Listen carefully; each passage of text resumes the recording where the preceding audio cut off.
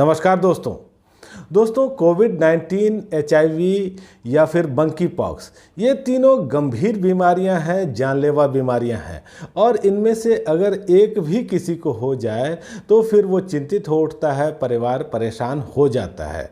लेकिन इटली में एक व्यक्ति को ये तीनों बीमारियां एक साथ हो गई और ये एक रेयर मामला है। दुनिया में इस तरह का ये पहला ही मामला है।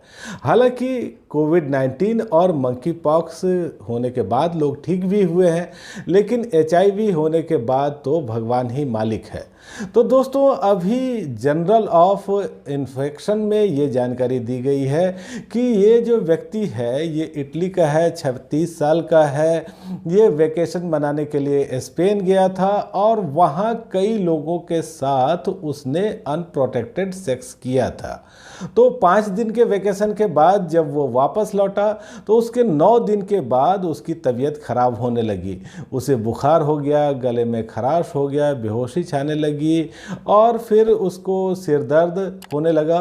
उसके प्राइवेट पार्ट्स के इर्द गिर्द जलन भी महसूस होने लगा। वो अस्पताल गया, वहाँ उसकी जांच की गई और जांच में ये पता चला कि वो कोविड पॉजिटिव है, कोविड टेस्ट होने के बाद। तो कोविड टेस्ट का रिजल्ट आया 3 दिन के बाद और ये रिजल्ट आने के बाद ही उसके लेफ्ट आर्म पे चकत्ते आने लगे और फिर उसके पूरे शरीर पे फोड़ा होने लगा, जो कि पूरे शरीर पे फैल भी गया। तो इसके बाद डॉक्टर चिंतित हो गए। उसको सिसिली के कैटानिया के अस्पताल में इमरजेंसी में भर्ती करवाया गया।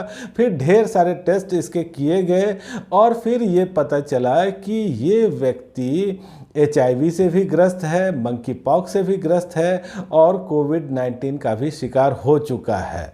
अब इस चीज़ को लेकर के वहाँ डॉक्टर्स बहुत परेशान हैं और रिसर्चर्स भी इस बात का पता लगाने की कोशिश कर रहे हैं। ये एक तरह से ये पहला ही मामला है दुनिया में और डॉक्टर्स और रिसर्चर्स ये जानने की कोशिश कर रहे हैं कि आखिर ऐसा कैसे हुआ कि तीनों ही गंभीर बीमारियों के वायरस इस व्यक्ति के शरीर में पहुँच गए। और साथ ही रिसर्चर्स ये जानने की भी कोशिश कर रहे हैं कि किस तरह से कोविड-19 और मंकी पॉक्स के सिम्टम्स एक दूसरे को ओवरलैप कर रहे हैं। हालांकि दोस्तों, अभी इस व्यक्ति का इलाज चल रहा है, लेकिन डॉक्टर्स का ये मानना है कि उसकी हालत और धीरे धीरे खराब ही होने वाली है। तो दोस्तों, आज इतनी ही बात। देश दुनिया की ऐसी ही खास खबरों के लिए आप मेरे चैनल को सब्सक्राइब जरूर कीजिएगा। धन्यवाद।